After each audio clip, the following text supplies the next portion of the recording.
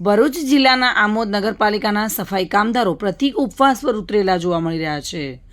અનિયમિત પગારના ત્રાસથી કંટાળીને ભરૂચની આમોદ પાલિકાના સફાઈ કામદારોએ આમોદ મામલતદારને આવેદનપત્ર આપી 20મી જુલાઈથી સફાઈ કામગીરી બંધ કરી નગરપાલિકાની બહાર પ્રતિક ઉપવાસ પર બેઠેલા જોવા મળી રહ્યા છે, જેથી પાલિકાના વહીવટ સામે સવાલો ઊભા થયા છે। ત્યારે આમોદ નગરજનો નિયમિત સફાઈ વેરો ભરપાઈ કરતા હોવા છતાં ગંદકી સહન કરવાની નોબત આવી છે।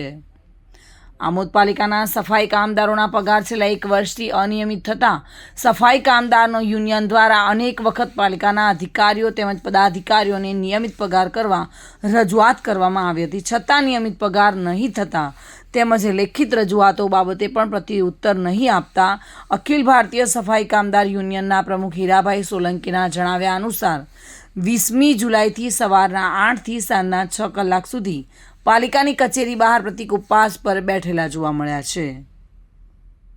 20/7/2024થી હું આમોદ નગરપાલિકાના સફાઈ કામદારો અને અમારા પ્રતિનિધિઓને લઈને પ્રતિક ઉપવાસ પર બેઠેલો, કારણ કે સફાઈ કર્મચારીને જે માંગણીઓ છે તે માંગણીઓને અમે ત્યાં રજૂઆત કરેલી અને અમે માંગણી કરી છે। આજ દિન સુધી અમને કોઈ જવાબ ના મળતા અમે આજે 20/7/2024થી પ્રતિક ઉપવાસ ચાલુ કરેલા છે। અને જે પગારો કે જે 3 માસના પગાર ભેગા થઈને માત્ર 1 પગાર આલે અને અત્યારે અમને પણ જાણવાનું મળ્યું મામલતદાર સાહેબ તરફથી કે અમને 1 પગાર નાખે છે કે અમારી રજૂઆત શું છે, અમને અમારી અરજ શું છે ને છતાં 1 જ પગારની વાત કરે। અમે 2 પગારની માંગણી કે અમારા 2 પગાર આપો, 5 દિવસ પછી 10 દિવસ પછી કરો, પણ 2 પગાર આપો, છતાં પણ આ ચીફ ઓફિસર પોતાની મનમાની કરીને પોતાની જાતની એટલા બધા મહાન માને છે. કર્મચારી જે વાલ્મીકી ગરીબ સફાઈ કર્મચારી આજે જેના ઘરોમાં ચૂલા નહીં હલાકતા એઓને પર એક જાતનો અત્યાચાર અને એક જાતનું આ લોકો શોષણ કરી રહેલા છે।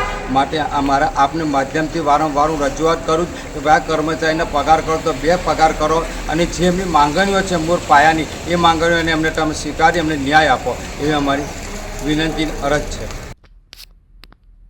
કેતન મહેતા સાથે bureau report, today Gujarati news.